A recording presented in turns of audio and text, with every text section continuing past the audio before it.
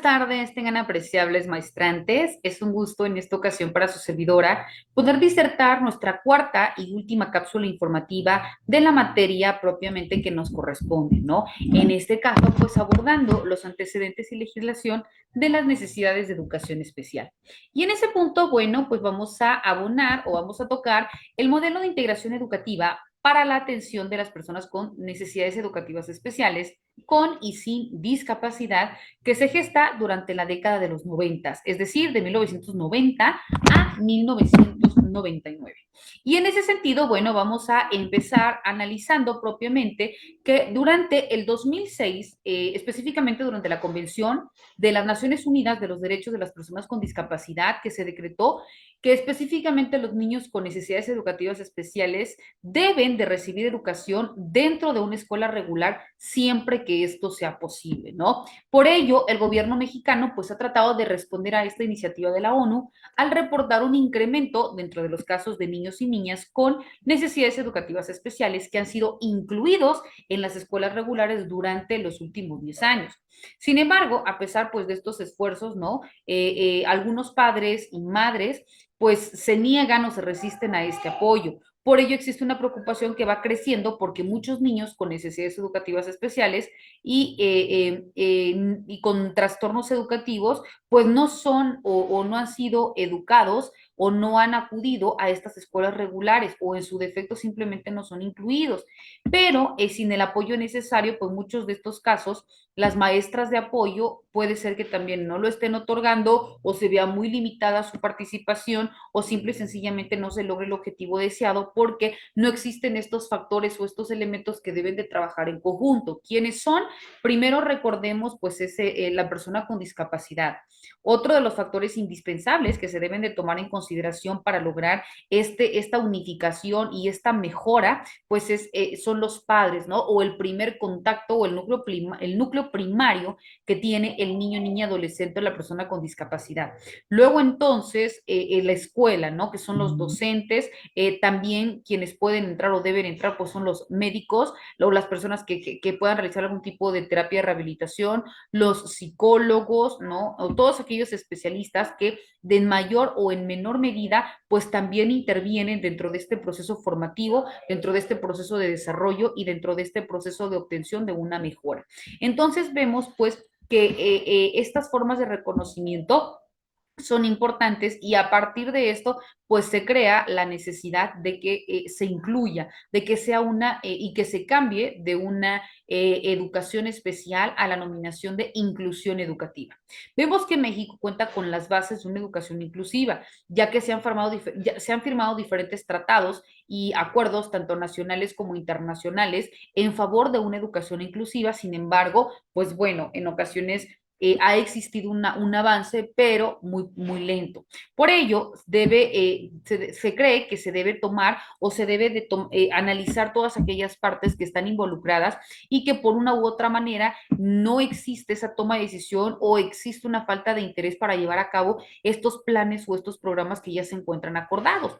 Y que en ese sentido, bueno, pues también es una problemática que tiene la educación mexicana para que no pueda atender o para que no pueda aumentar los índices de educación o de transmisión de educación y lograr con ello pues un aumento en cuanto al proceso educativo, es decir, disminuir este rezago en cuanto a la inclusión. ¿Por qué? Porque, bueno, nos encontramos en que algunas escuelas, principalmente privadas, otorgan, si bien es cierto, estos servicios, pero que generan un costo y este costo es elevado. Y por ello se habla de la educación inclusiva porque todas aquellas personas que de manera directa trabajen en favor de las personas con discapacidad, pues van a ser recursos que sean otorgados o que sean pagados directamente por el Estado. Pero para que esto pueda tener operancia, pues también se necesitan que exista un número específico de medición de necesidades o de medición de resultados. para que se logre el objetivo deseado. Vemos que entre diferentes imprecisiones que acompañan a la forma de o al proyecto de integración educativa en México, pues han contribuido significativamente los conflictos que se han enfrentado en la práctica, desde que es una tarea exclusiva de la educación especial, desde que existe ausencia de política y lineamientos generales que establezcan la orientación de estos servicios educativos y también que no exista como un reglamento donde especifique los campos de atención, también las formas que deberán participar tanto las autoridades y demás instancias encargadas de contribuir, ¿no? Que se encuentran involucradas, incluyendo propiamente la comunidad. Por ello, es importante reconocer estas exigencias sociales para la educación y también ver cuáles son las necesidades más demandantes a efecto de garantizar el logro de las metas educativas dentro de un proyecto, ¿no? Que sea, que logre o que tenga como objetivo final el otorgamiento de aprendizaje en igualdad de circunstancias para todas las personas que presentan discapacidad y quienes no lo presentan, ¿no?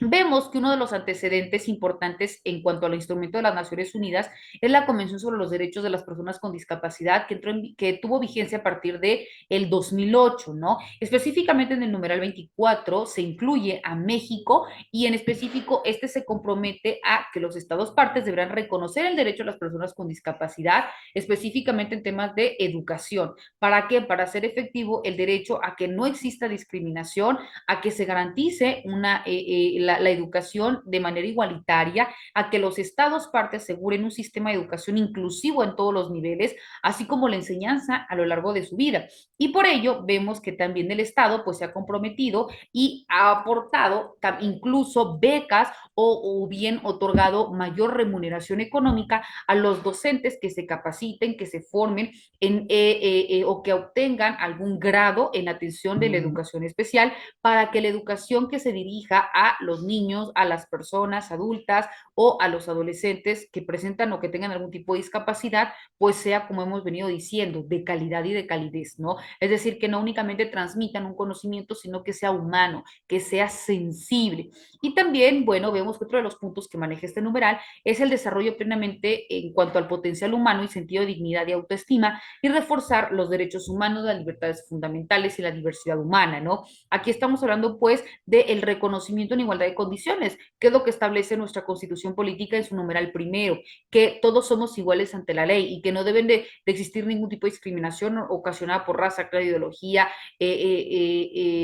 discapacidad, etcétera, ¿no? Es decir, que todas las personas, por el simple hecho de que somos personas, tenemos los mismos derechos y en consonancia el Estado está obligado a generar todos aquellos mecanismos que sean necesarios para lograr este óptimo desarrollo en igualdad de circunstancias, es decir, con independencia de que si yo tengo o no tengo una discapacidad, yo tengo un derecho humano a la educación, ¿no? Yo tengo un derecho humano a la salud, yo tengo un derecho humano al trabajo, entonces se me debe reconocer bajo mi discapacidad todas aquellas acciones que el Estado está haciendo para que yo lo pueda disfrutar de una manera mucho más amplia.